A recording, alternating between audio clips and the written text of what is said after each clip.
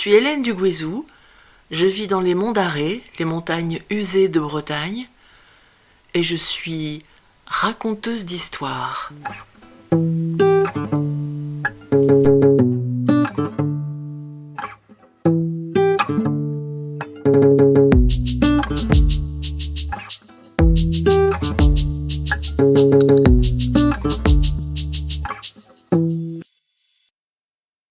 Penchée sur une rade sublime, dans le prolongement de laquelle le Goulet est une porte grande ouverte sur le monde, Brest est une ville tout à fait unique. Le romancier Pierre Macorlan tomba sous le charme baroque de cette curieuse ville que j'aime et que j'accepte sans contrôle, dira-t-il, aux matelots généreusement semés dans la rue de Siam, comme des coquelicots dans un chemin, et à la pluie, cette petite divinité païenne qui sent le muguet.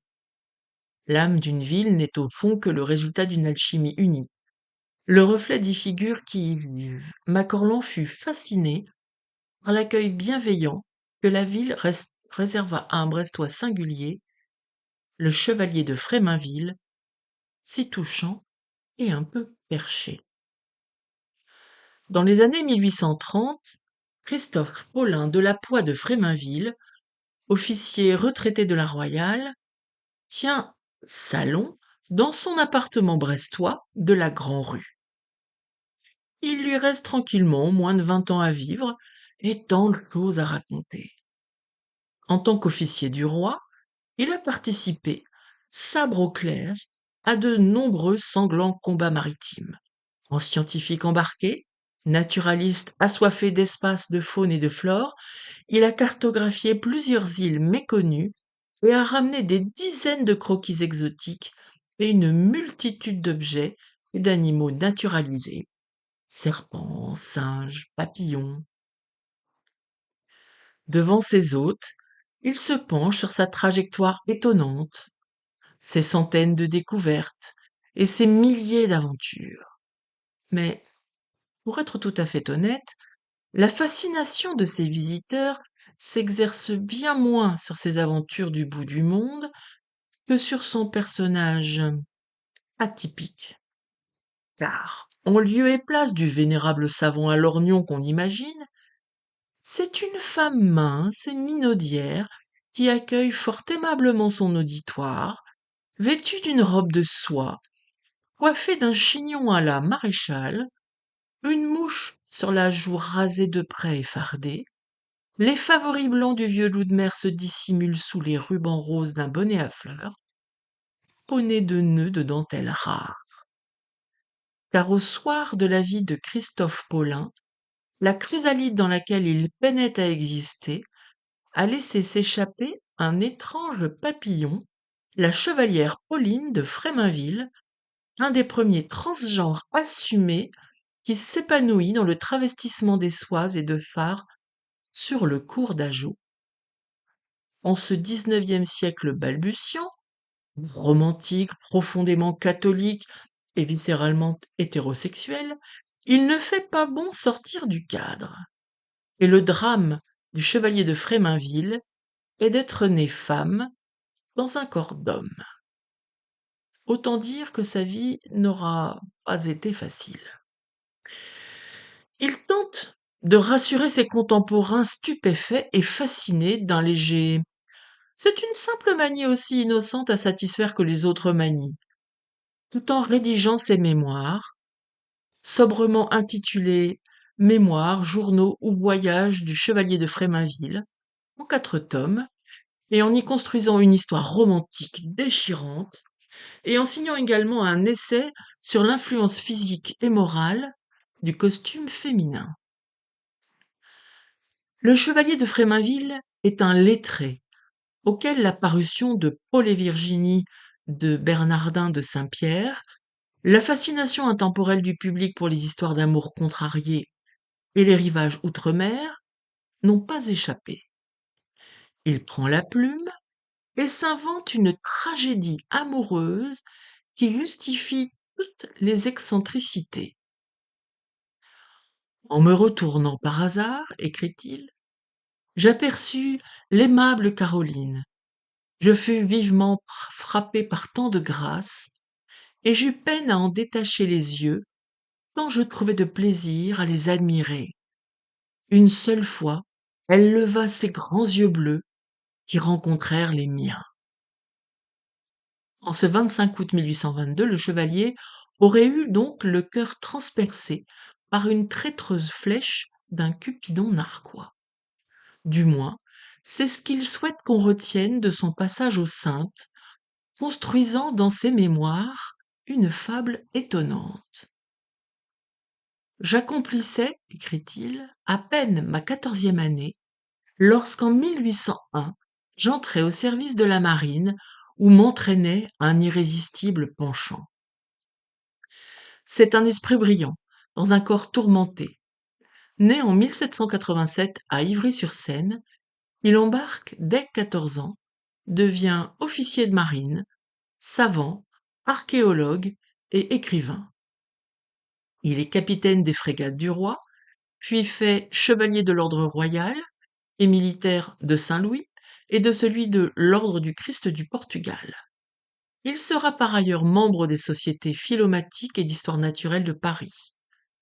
Embarqué dès 1801 dans des circumnavigations savantes, il sillonne les mers du globe à la recherche des merveilles du monde dont il dresse un inventaire passionné.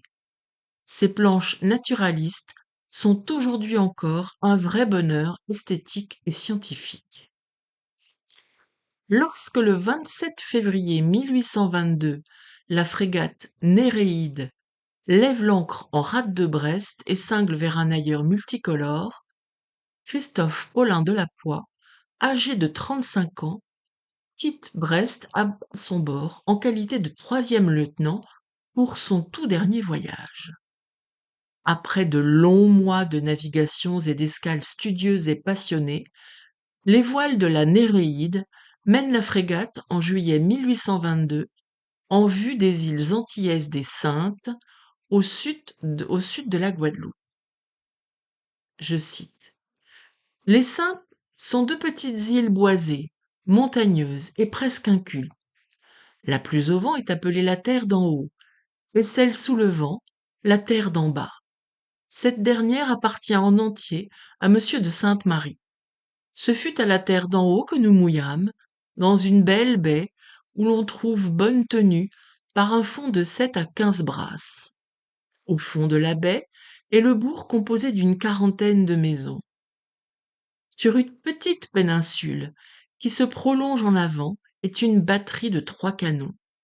Le rivage offre une belle plage bordée de cocotiers, témoigne avec nostalgie le chevalier, qui s'adonne immédiatement à l'exploration des mornes et des villages de terre d'en haut, observant la faune et la flore maritime et terrestre. La romance en technicolor déploie ses ailes comme en cinémascope. À l'occasion d'une messe officielle, le chevalier croise Caroline, une jeune et éblouissante aristocrate créole de 16 ans, dont les yeux cobalt le foudroient. La belle vivrait avec sa sœur aînée, une riche veuve, dans une fort belle maison bâtie au haut du morne Morel et à laquelle conduit une charmante avenue de palmistes. Quelque temps après, alors que notre naturaliste s'affaire à prélever du corail dans l'anse du Marigot au pied de la propriété de la sublime Caroline, il manque de se noyer, renversé par la houle et blessé par les coraux et les oursins. Les esclaves du domaine du Morne, Morel, l'arrachent in extremis aux flots impétueux qui déchirent sa chair et le voilà veiller 16 jours durant par une Caroline idéale, douloureuse, discrète et digne. Lorsqu'il ouvre enfin les yeux, affaibli, le teint hâve et les yeux creusés, il s'étonne dans un souffle. Mademoiselle, s'écrie-t-il, c'est vous. Où suis-je donc? Où est ma frégate? Et pourquoi suis-je ici, et vous près de moi? Ah, je ne me plains pas. Puis, prenant la main de Caroline qui se laisse faire, il la porte à ses lèvres et la presse ensuite contre son cœur. fondu enchaîné sur le voile de rideau qui ondule à la fenêtre, puis la caméra glisse sur l'horizon de la mer Caraïbe, laissant pudiquement les prudes amants à leur pur amour. Musique romantique et bruit doux des flots qui lèchent le rivage, laissant les tourtereaux tisser leur idylle.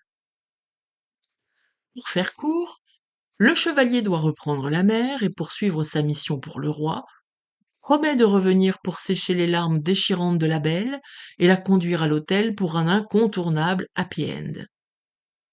Je cite. Ce moment fut cruel. Les adieux de Caroline furent déchirants. Le désespoir lui ôtait la raison. Il fallut l'arracher de mes bras, éperdue, presque mourante. Comme un chemin de croix quotidien, la douce Caroline monte chaque jour sur la falaise surveiller l'horizon. Anne, ma sœur Anne, ne vois-tu rien venir? Aperçoit à l'occasion la silhouette de la Néréide qui longe les Saintes, au vent, en direction de la Martinique, ou met le cap sur Marie-Galante. La virginale donzelle finit par perdre l'espoir de jamais recevoir le chevalier, et se jette alors dans les flots, serrant sur son petit cœur d'artichaut la correspondance enflammée de son noble courtisan, puis est portée en terre. Lorsque la Néréide jette l'ancre, enfin, que le chevalier gagne au plus vite le domaine de Morne-Morel, il le trouve déserté et plongé dans l'effroyable douleur de la disparition de la belle enfant.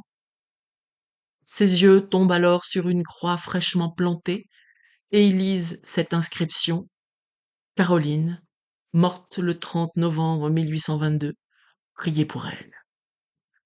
Son cœur de battre s'est alors arrêté. Je cite. À cette fatale lecture, je m'arrêtai tout court. Je demeurai quelques moments immobile et comme pétrifié. Les yeux fixés sur cette lugubre épitaphe, je ne pouvais en croire leur témoignage. Caroline, morte, Caroline au tombeau. Il en perd le goût de vivre, récupère les effets que Caroline portait lors de son suicide, et perd la raison. Il portera désormais cette robe de soie dans laquelle l'amante désespérée a fui l'existence. Avec cet écrit déchirant, la légende est en marche et surtout, elle justifie dans une douleur qu'on ne peut que respecter l'excentricité vestimentaire du chevalier tourmenté d'amour qui se fait désormais appeler la chevalière Pauline à Brest. On y retrouve ainsi toutes les histoires d'amour contrariées de l'univers littéraire, de Tristan et Iseux à Roméo et Juliette, en passant par Paul et Virginie. Avec un zeste de Madame Bovary quand même. Aujourd'hui, toutefois, il est difficile de trouver quelque trace tangible que ce soit de Caroline, de sa sœur et de cette histoire tragique. Alors, amour imaginaire? Mensonge et galéjade? Si Caroline n'a jamais existé et donc pas attenté à ses jours, par amour, c'est Paulin en passe de devenir Pauline qui pose le pied sur les quais de Brest et prend sa retraite. Qu'importe. La légende est belle, la mystification élégante et le mal-être du chevalier touchant. Il n'en reste pas moins que ces efforts littéraires auront permis à Paulin, Pauline, de vivre enfin au grand jour dans les rues de Brest, dans les salons et au théâtre, dans un corps que la nature et la société lui auront si longtemps refusé. Macorlan écrira: quelle ville de France se montrerait de nos jours aussi tolérante pour l'innocente manie d'un vieil homme possédé par on ne sait quel démon intérieur? Une magnifique histoire, n'est-ce pas?